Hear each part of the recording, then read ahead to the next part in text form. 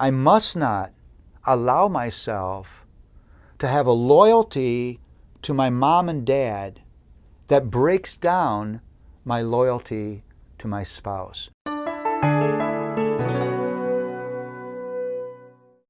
Well, part of the experience of life in a fallen world is the breakdown of relationships.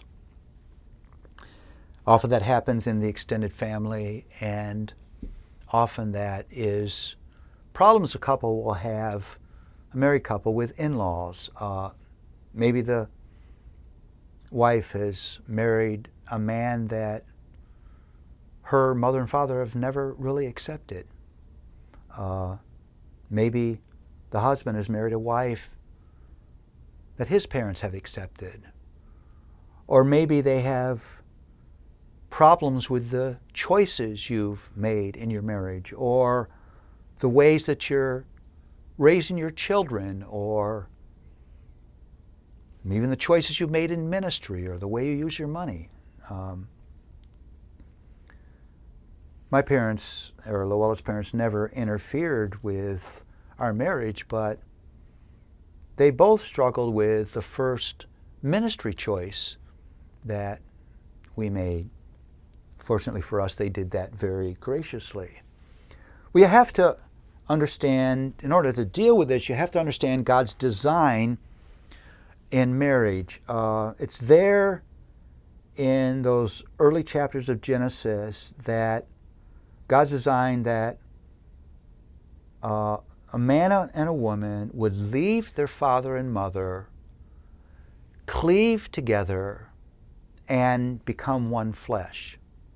That marriage is creating a new entity of relationship and authority that now no longer are the man and woman living under that old structure of the leave and cleave of their parents and the authority structure of that marriage. God has established this new thing for them. That's very important to understand. And so it's vital that as husband and wife, we protect the sanctity, the unity, the safety of our marriage. That means I never view myself as in a loyalty tension between my parents and my spouse, because that's easily solvable. My greater loyalty right now, by God's design, is to my husband and my wife. That doesn't mean I don't love my parents. Doesn't mean I don't seek to honor them in every way I can.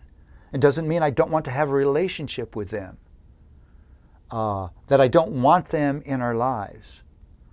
But I must understand that I've been created to a new relationship, a new institution where my loyalties must be. And I must not allow myself to have a loyalty to my mom and dad that breaks down my loyalty to my spouse. That will never work, and it'll always create havoc in a marriage. So there are boundaries that need to be set, but those always need to be set with the same kind of love and the same kind of grace and the same kind of patience that we ourselves have received from our Lord. And here's what is so important. You must not let those difficulties with in-laws begin to tear you apart as a couple. You have to do everything you can to protect the sanctity and the unity, the safety of your marriage. I had the unique opportunity of having my father live with us the last 3 years of his life. And I had to sit down with my dad and have an uncomfortable conversation. I told him how much I loved him, how much I appreciated his contributions to my life. But he was coming into our home under the structure of our relationship and our authority. He was not the parent of my children. The household decisions, he wouldn't have a vote in. We wanted to hear from him. We would welcome his opinion. But he had to honor this new structure that God had set up, or this thing wouldn't work well between us. Thankfully, my father was willing to do this, and we were blessed to have him with us these last few years of his life.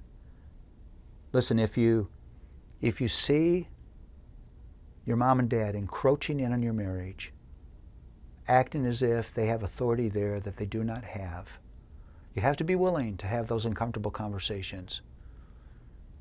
And you have to commit yourself to protecting the unity, the sanctity, the safety of your marriage.